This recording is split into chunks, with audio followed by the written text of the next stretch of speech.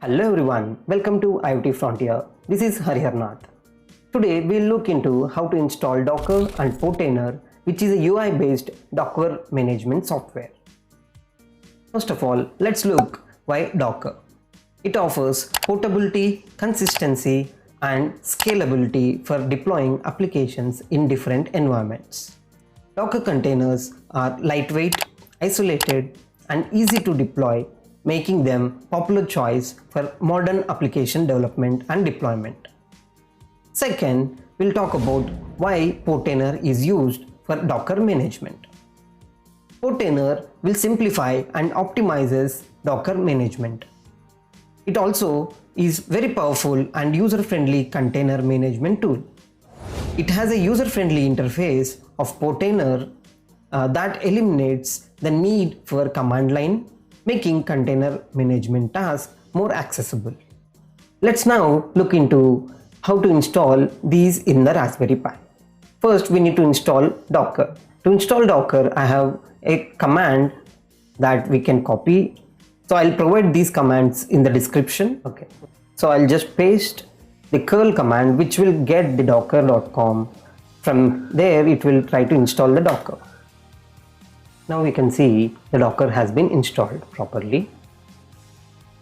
So once you have done that, you just have to add your Pi username to the Docker group so that it will give the permissions. So for that you need to use the usermod command and it will add the Pi user to the Docker group. So once you have done that, we have to install the Portainer.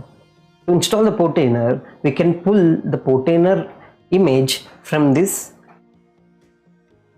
So the address would be portainer/portainer-ce, which is the community edition, and the version, the architecture I'm using is Linux ARM. So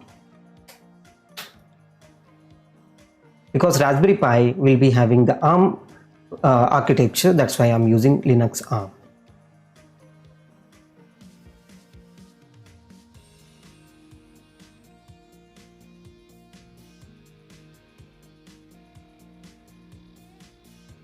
Now we can see the Portainer image has been downloaded. You can just check with Docker images. So you need to do sudo docker images to get it. So now we can see the portainer-ce as there. Next thing is we need to run the Portainer. So we'll just have to run this code. So this code will explain you.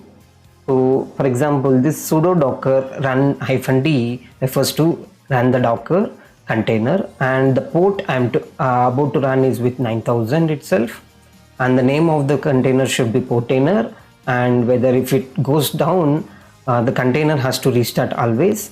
And these are the different variables I need to set up, like where is the Docker socket and also where is the Portainer data that should be available, and finally which the image that I am running. So once you have done that, you can just enter. It will just start the Portainer. So we need to know the IP address. So if config, so this is the WLAN 0, I need to copy and I need to provide 9000. So Portainer is loading. So I need to provide the admin and password.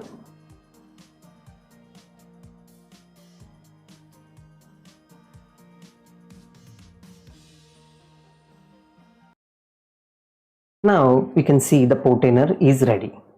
So I need to get started.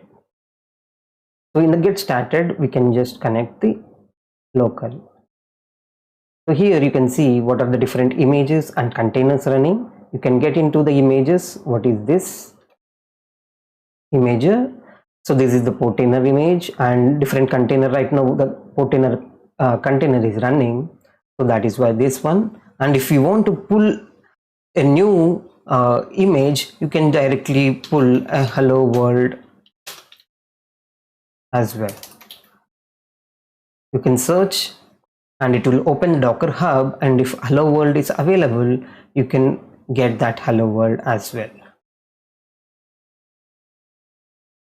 So you can copy this and then it is available. So name is hello-world. So we have given the same. So we can pull that.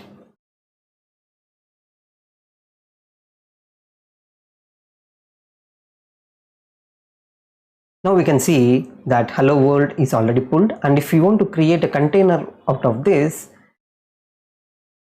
we can go to containers and click on add container.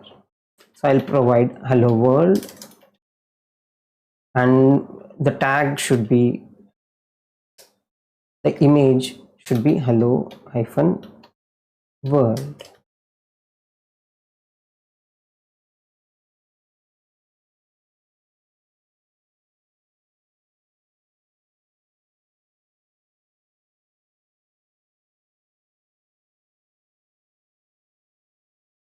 So now we can see even the hello world container is running, and we can also look the image.